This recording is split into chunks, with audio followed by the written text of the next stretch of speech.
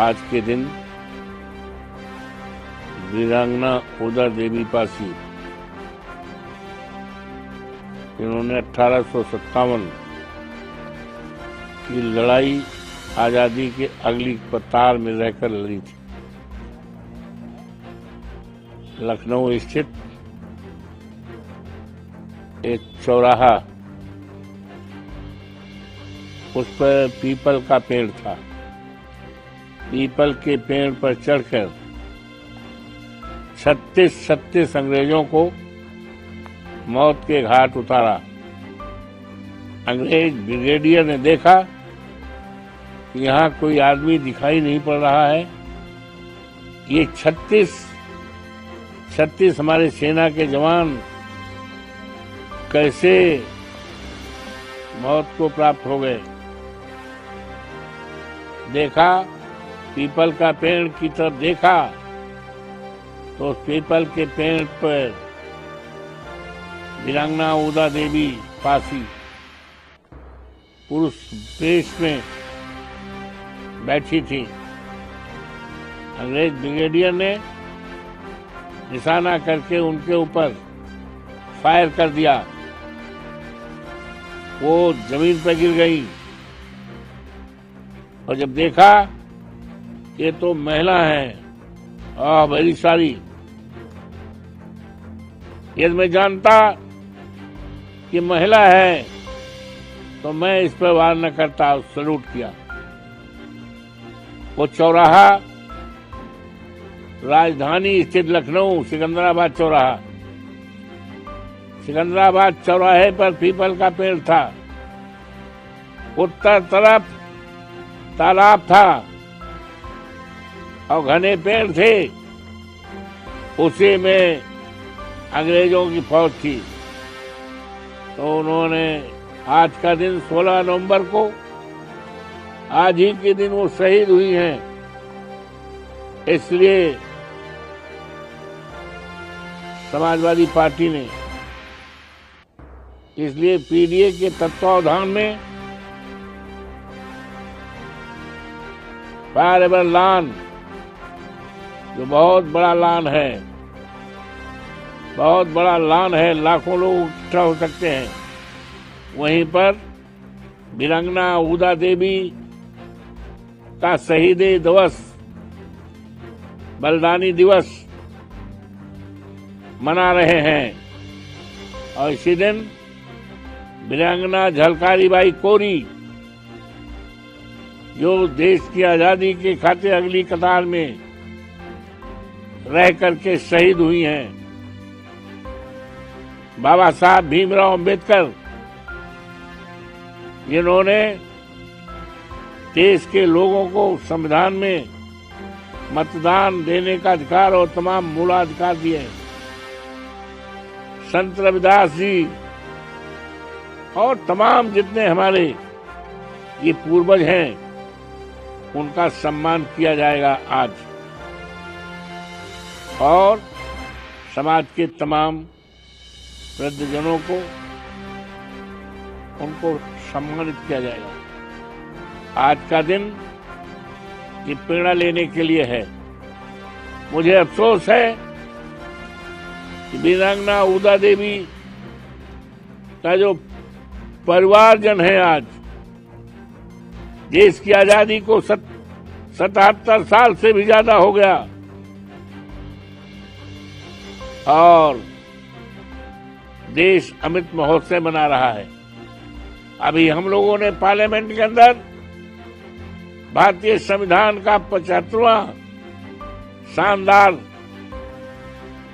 दिवस मनाया है। लेकिन जब आज अंग्रेज नहीं है, हमारे देश के लोगों की सरकार है, हमारे उत्तर प्रदेश में योगी बाबा की अगुवाई में भारतीय जनता पार्टी आरएसएस की सरकार है। और इस सरकार में अभी 20 तारीख को, जिस दिन पूरे देश में दीपावली का त्योहार मनाया जा रहा था, काकोरी गांव में रामपाल पासी, जिनकी उम्र 70 साल की है, बीमार हैं। बीमारी हालत में उनके घर के सामने एक मंदिर है। मंदिर का शाह दिवाली है। शाह दिवाली के पास मंदिर से 50 मीटर दूरी पर एक चबूतरा है। वो चबूतरे पे बैठ जाते हैं। बीमारी के कारण पेशाब हो जाता है और ये जानकारी भारतीय जनता पार्टी के कार्यकर्ता आरएसएस का है। उसको जब जानकारी हो जाती है तो आकर के इनको जातीय शब्द कहकर बेइज्जत करता है, जूतों से मारता है और गला दबाकर नीचे सिर झुकवा करके कहा इसको चाटो। आज ये क्या हो रहा है? क्या वीरांगना उदा देवी पासी ने इसीलिए जान गंवाई थी, इसीलिए 36 अंग्रेजों को मार गिराया था कि हमारे न रहने के बाद, देश आजादी पाने के बाद आजाद देश में आज क्या हो रहा है? बाबा भीमराव अंबेडकर ने जो उन्होंने संविधान बनाया है, आज हमारे संविधान में खतरा है। आज दलितों के ऊपर अत्याचार बढ़ रहा है, सारी सीमाएं लांघ गई हैं। तो इस दिन पीडीए के तत्वावधान में हमने तय किया है शौर्य दिवस मनाने का और इस दिन संकल्प करेंगे। हम इस दिन आज संकल्प करेंगे। आज हमारे लिए संकल्प का दिन है, आज हमारे लिए प्रेरणा का दिन है कि ऐसी सरकार जिसके रहते और चलते आज दलितों को, वीरांगना उदा देवी के परिजनों को आजादी के इतने दिन बाद भी पेशाब पिलाया जा रहा है, अपमान किया जा रहा है। तो हम ऐसी व्यवस्था करेंगे आने वाले दिनों में, ऐसी सरकार बनाएंगे माननीय अखिलेश यादव के नेतृत्व में। पीडीए की सरकार ऐसी बनाएंगे जिसमें सबको सम्मान मिलेगा, सबको आदर मिलेगा, सबको आजादी का हिस्सा मिलेगा, सबके चेहरे में मुस्कान होगा और कोई किसी को अपमानित करने की हिम्मत नहीं करेगा। आज संकल्प भी लेंगे और घोषणा भी करेंगे।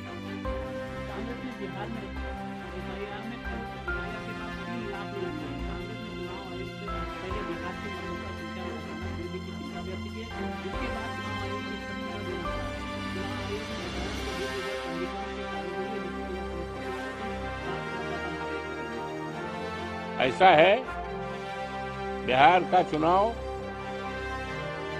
लोकतंत्र पर ये हमला है। लोकतंत्र को पैसे के बल पर खरीदा गया है। एक तरफ चुनाव आयोग चुनाव घोषित करता है, प्रदेश में आचार संहिता लागू होती है। आचार संहिता के रहते और चलते कोई भी सरकार, कोई भी नेता किसी पार्टी का न कोई घोषणा कर सकता है, न उद्घाटन कर सकता है, न शिलान्यास कर सकता है, न कोई घोषणा कर सकता है। लेकिन 10-10 हजार रुपए का सौगात महिलाओं के खाते में जाता है। इससे बड़ा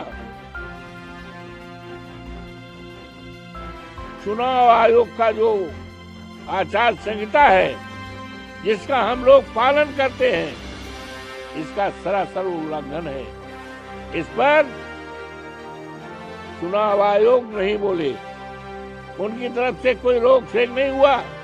और दूसरे राज्यों में जहां पर भारतीय जनता पार्टी की सरकार नहीं है, वहां पर चुनाव घोषित हो चुका है।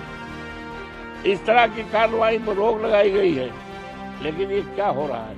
आज अफसोस है कि आज चुनाव आयोग पूरी तरह सरकार से मिला हुआ है और जिसका नतीजा है बिहार का चुनाव, जिसका चुनाव एक तरफा हुआ है और लाखों लाख वोट काटे गए हैं। जिस SIR को लेकर समाजवादी पार्टी माननीय अखिलेश यादव के नेतृत्व में, माननीय राहुल जी के नेतृत्व में हम लोगों ने लोकसभा में आवाज उठाया था और सदन के बाहर चुनाव आयोग से इस बात को करने का, फरियाद करने का हम लोग लामबंद होकर गए थे। चुनाव आयोग ने कोई सुनवाई नहीं की, तो चुनाव आयोग मौन है। ये लोकतंत्र के लिए खतरे की घंटी है। लेकिन हम समाजवादी पार्टी के लोग, हम बाबा साहब भीमराव अंबेडकर के मानने वाले लोग, आज क्या हो रहा है? आरक्षण खत्म हो गया है। सरकारी नौकरियों में देख लीजिए, यूनिवर्सिटी में कहीं पर कोई शेड्यूल कास्ट का असिस्टेंट प्रोफेसर नहीं बनाएगा। पूरे देश की बात मैं कर रहा हूँ। ये अन्याय है, अत्याचार है।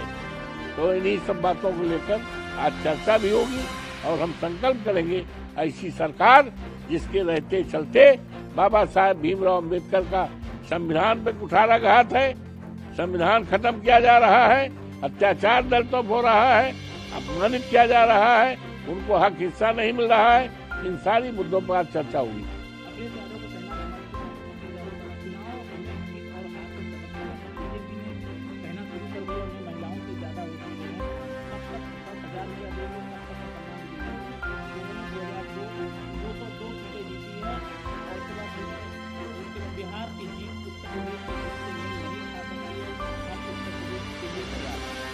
देखिए, ऐसा है, 24 का चुनाव लीजिए।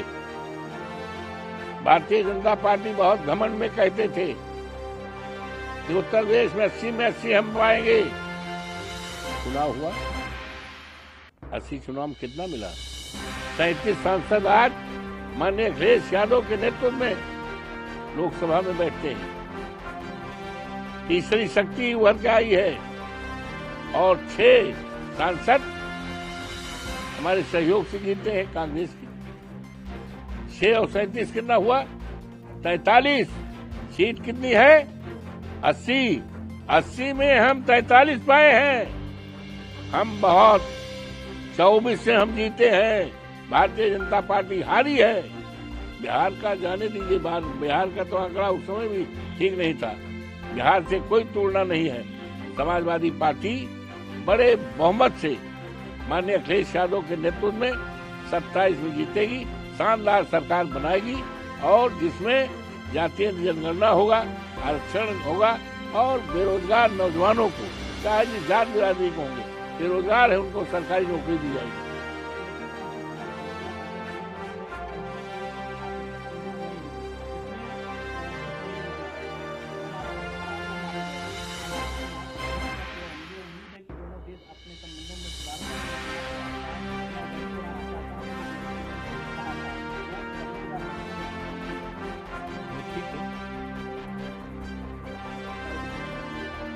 है इसको चर्चा बहुत हुई।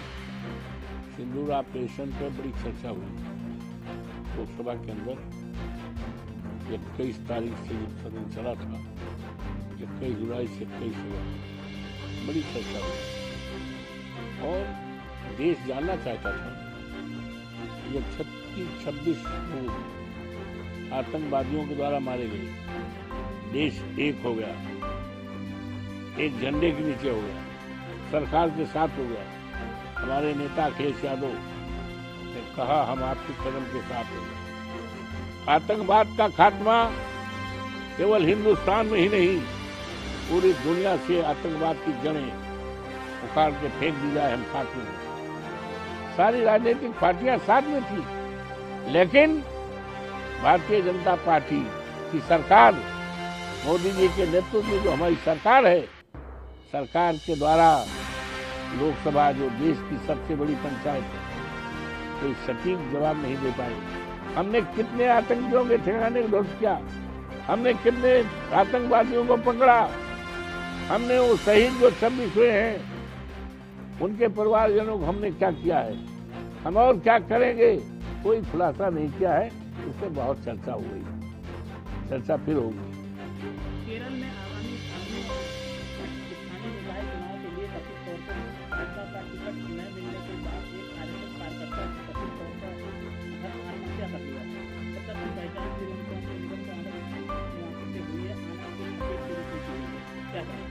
उस पर मैं कुछ नहीं कहना। ये उनकी पार्टी का अंदरूनी मामला है, भारतीय जनता पार्टी का अंदरूनी मामला है, वो समझें और बहुत गंभीर हो तो इसको जाँच की जाए, क्या हो कैसे। ठीक, धन्यवाद। चलो, ऐसा है, ये कानून व्यवस्था का सवाल है। कानून व्यवस्था पूरे प्रदेश और देश में लचर है। कानून का सरकार विकास खत्म हो गया है।